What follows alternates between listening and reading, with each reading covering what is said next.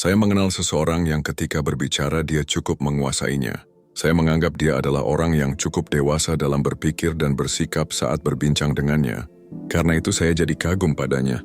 Namun, begitu saya akhirnya tahu bahwa dia hobi curhat di media sosial tentang hidupnya. Hobi mengeluh dan mengumbar, sedikit-sedikit update status. Maka ketika itu dia langsung jatuh di mata saya. Seketika itu saya tidak lagi kagum padanya. Wahai sahabat bijak sekalian, dalam waktu beberapa menit ke depan kita akan membahas tentang pentingnya menjaga ucapan baik obrolan langsung maupun melalui ketikan di media sosial. Kita akan membicarakan tentang pentingnya menjaga mulut dan jari di era digital seperti sekarang. Namun sebelum masuk pada pembahasan, saya meminta sahabat bijak untuk menekan tombol subscribe terlebih dahulu. Gratis, tidak dipungut biaya sama sekali. Dan tentu saja dapat membantu perkembangan channel kami. Terima kasih. Chapter 1 Mengumbar Kekayaan. Kita bisa mengambil banyak manfaat dari media sosial, seperti memudahkan kita dalam berkomunikasi dan mendapatkan informasi. Hanya saja jika kita tidak bijak dalam mempergunakannya, kita bisa jatuh dalam jurang kesalahan. Tidak semua yang kita anggap baik itu pasti semuanya baik, termasuk media sosial. Di sana terdapat mudarat yang mesti kita hindari. Banyak dari mereka yang suka mengumbar kelebihan, pamer kekayaan, flexing. Mereka menjadikan media sosial sebagai tempat berbangga diri, demi mencari popularitas dan like sebanyak-banyaknya.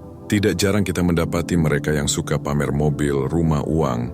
Ada satu fenomena di media sosial yang menurut saya itu sangatlah miris. Ada sejumlah konten kreator yang demi menambah jumlah followers dan menaikkan popularitas, mereka bahkan dengan sengaja menjadikan uang sebagai pancingan.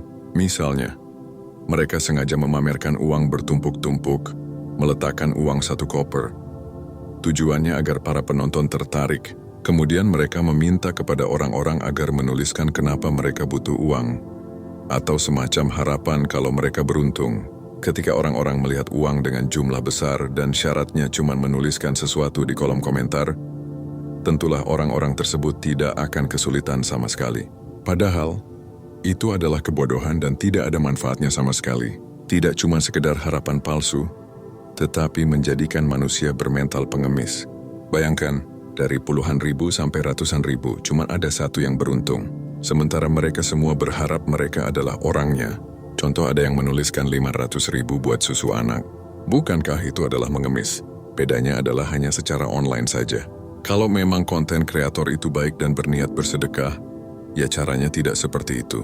Mereka tidak perlu membuka harapan palsu sehingga banyak orang yang pada akhirnya menggantungkan harapan di sana. Meski mereka tidak ada niat menipu, tetapi nyatanya ada ratusan ribu orang yang terkena harapan palsu. Itulah kenapa pamer harta seperti uang itu tidak patut dilakukan. Kita tidak pernah melihat orang terkaya di dunia atau orang terkaya di Indonesia pamer uang. Pamer uang seperti itu cuma dilakukan oleh orang-orang kaya baru yang tidak kenal etika. Pamer uang demi popularitas hanya dilakukan oleh orang kaya yang tidak paham apa arti kekayaan sesungguhnya. Menggunakan uang sebagai trik untuk mencari popularitas adalah cara kotor yang semestinya dijauhi. Kita sebagai netizen jangan pernah percaya pada influencer dan konten kreator yang suka pamer uang. Dan jangan pula menggantungkan harapan pada mereka. Sekali lagi, kalau mereka memang berniat baik, tidak begitu caranya.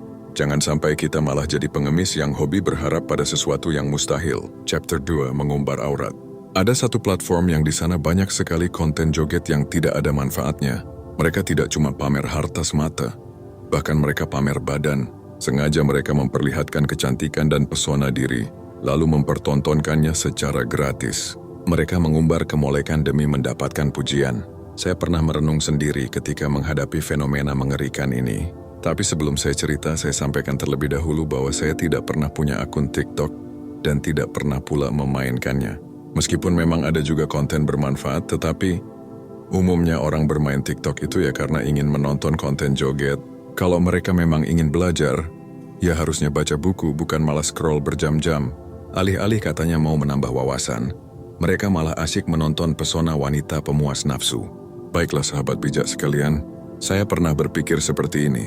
Dulu di era 80-an, 90-an dan tahun 2000 awal, model wanita sekali jepret waktu itu mereka dibayar besar. Bayangkan, cuma foto. Tidak perlu vulgar, tidak perlu aneh-aneh. 1 atau 2 foto yang tampil di tabloid dan majalah. Lalu mereka dibayar besar. Coba ingat-ingat lagi tentang zaman itu di mana para wanita model atau artis tidak perlu yang aneh-aneh.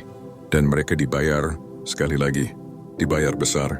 Kemudian perhatikan fenomena sekarang ini. Ada seorang wanita yang bukan foto, melainkan bikin video. Dirinya bergerak dan diiringi musik. Wanita itu berjoget ria seperti kegelian di depan kamera. Dengan pakaian terbuka dan vulgar. Dengan kecantikan dan keseksian. Ditonton oleh ribuan bahkan kadang jutaan orang. Tidak dibayar. Sebagian kecil mereka memang dapat uang dari sana, tapi sebagian besar mereka tidak dibayar. Gratis. Betapa bodohnya mereka mengumbar aurat mereka secara gratis di sana. Tidak dibayar.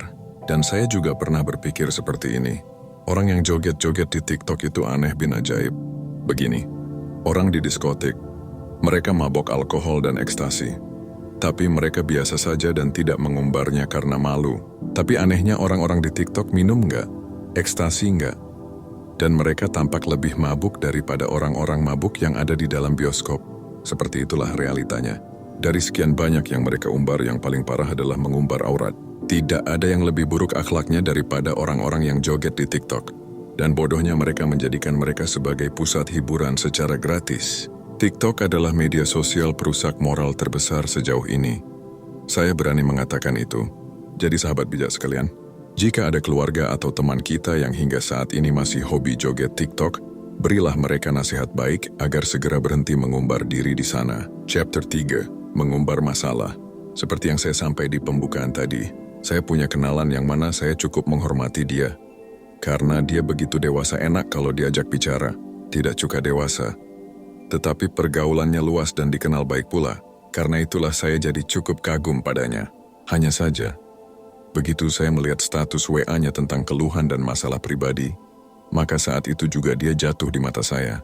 Orang yang awalnya saya anggap dewasa rupanya tidak lebih seperti anak kecil yang hobi merengek dan mengeluh. Pria dewasa yang mulanya saya pikir merupakan sosok keren, namun rupanya seperti bocah toksik yang lemah. Jadi selain harta dan aurat, sudah sebaiknya kita tidak usah mengumbar kesedihan di media sosial. Ketika kita berkeluh kesah tentang suatu masalah, lantas apakah orang peduli? Mereka justru menertawakan dan mengecilkan kita lantaran kita tidak bersikap dewasa. Ada masalah sedikit, update status. Galau sedikit, update status. Itu sama sekali tidak mencerminkan gaya hidup stoikisme. Tidak ada stoik yang hobi mengumbar masalah, aib dan kesedihan. Sebaliknya mereka adalah orang yang pandai dalam menjaga privasi demi kehormatan diri. Demikianlah pembahasan tidak perlu mengumbar tentang diri kita. Seperti mengumbar harta, aurat, dan masalah pribadi. Tidak hanya itu, kita juga tidak perlu memamerkan prestasi, ibadah, dan rencana-rencana kita pada orang lain. Media sosial berguna bagi kita, tetapi bukan dijadikan sebagai tempat mengumbar, pamer, dan berkeluh kesah. Seneca pernah berkata, semakin banyak yang kamu bicarakan tentang dirimu, semakin besar peluangmu untuk kehilangan kendali atas hidupmu. Dan Marcus Aurelius pernah berkata, ketenangan sejati ditemukan dalam kehidupan yang sederhana dan tersembunyi dari sorotan. Sekian konten kali ini. Semoga bermanfaat. Sampai jumpa pada konten lainnya. Subscribe dan terima kasih.